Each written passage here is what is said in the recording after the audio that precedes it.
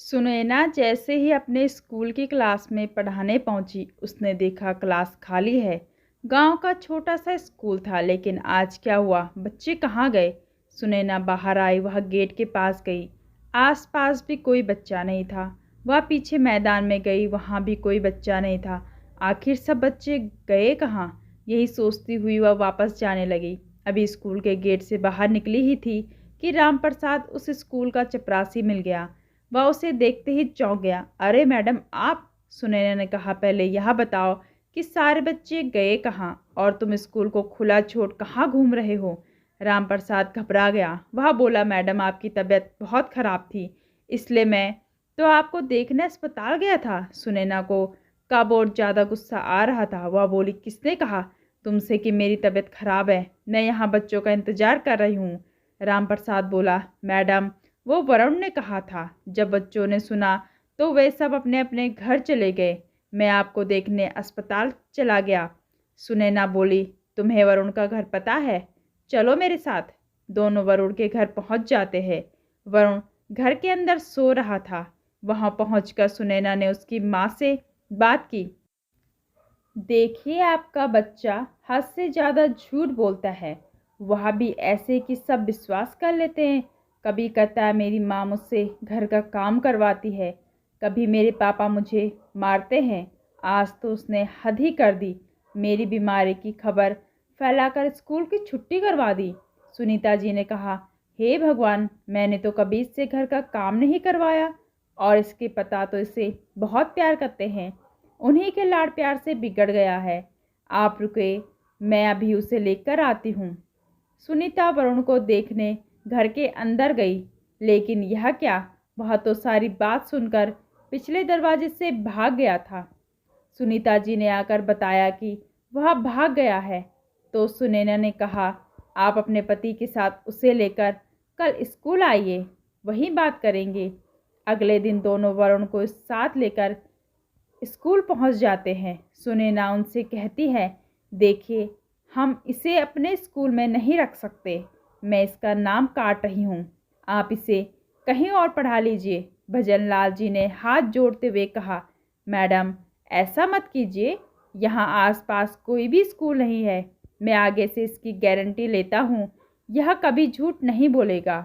सुनैना ने कहा, ठीक है, इस बार इसे मौका दे देती हूँ, लेकिन अगर इसने फिर से कोई शरारत की तो मैं आपसे बात करे बगैर इसे स्कूल से निकाल दूंगी।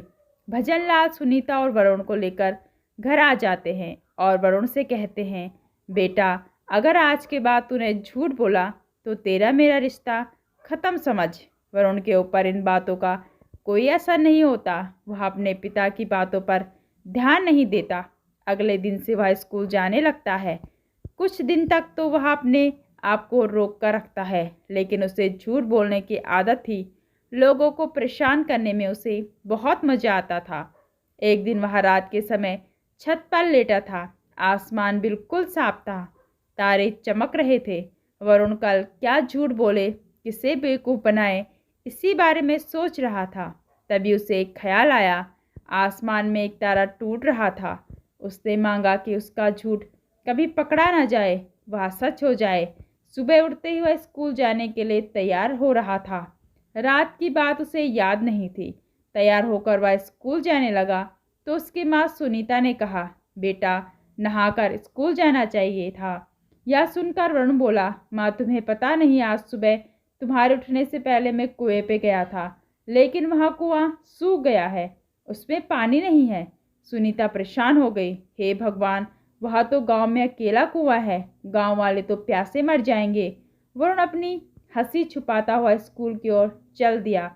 रास्ते में उसने देखा कुएं के पास भीड़ लगी थी। वरुण ने उधर नहीं देखा और सीधा स्कूल पहुंच गया। कुछ देर पढ़ाई करने के बाद वरुण को प्यास लगी। वह स्कूल में रखे 4 मटकों में से पानी पीने गया, लेकिन वे खाली थे। वरुण बोला, राम प्रसाद जी, ये मटके खाली क्यों है? मुझे प्यास लग रही है। तब राम प्रसाद ने कहा, पता नहीं किसकी नज़र लग गई है गांव को, गांव का कुआं सूख गया है। यह सुनकर वरुण के हाथ पैर फूल गए। वह दौड़कर कुएं पर पहुंचा। कुआं सूखा पड़ा था। गांव के लोग उसके आसपास खड़े थे। वरुण को भी प्यास लग रही थी। तभी उसे याद आया कि उसने टूटते तारे को देखकर झूठ को सच बनाने की बात कही थी। वो सच हो गई। वरुण रोता हुआ घर पहुंचा। उसने अपनी माँ सुनीता को सारी बात बताई। सुनीता ने यह सुनकर कहा, मूर्ख, तूने अपने साथ साथ पूरे गांव के लिए संकट खड़ा कर दिया। अब गांव के लोग, उनके बच्चे सब प्यासे मर जाएंगे। पानी का दूसरा कुआं यहाँ से कई किलोमीटर दूर है। वरुण ने कहा, माँ, मैं एक और झूठ बोल देता हूँ, क्या पता इससे पानी आ जाए। उसने कहा, कुएं में तो बहुत पानी है। यह कहकर सुनीता को लेकर वह कुआं पे पहुंच गया, लेकिन वह अभी भी सूखा था। सुनीता ने कहा, तेरे एक बार झूठ को सच करने के लिए वह तारा टूटा था, अब वह काम नहीं करेगा। वरुण रोने लगा। पूरे गांव में यह बात फैल गई। सभी वरुण और उसके माता पिता को कोसने लगे। वरुण के माता पिता बहुत परेशान हो गए थे। रात होने लगी थी। वरुण और उसके माता पिता वहीं कुएं के पास बैठे थे। उसके पिता को बहुत प्यास लग रही थी। वे तड़पने लगे। वरुण रोने लगा, भगवान, मेरे झूठ को झूठ बना दो। मैं अब कभी झूठ नहीं बोलेगा। मेरे पिता को बचा लो। तभी एक और तारा टूट गया। वरुण ने देखा कुएं में से आवाज आ रही थी। उसने देखा उसमें पानी भर रहा था। वह पानी ऊपर तक आ गया था। वरुण ने पानी निकाला और अपने माता पिता को दिया। उसके बाद वरुण ने कहा, मैं कसम खाता हूँ, आज के बाद कभी झूठ नहीं बोलूँगा। वरुण के माता पिता सभी गांव वालों को बुला लाए। पूरा गांव खुश हो गया था। वरुण की झूठ बोलने की आदत भी छूट गई थी।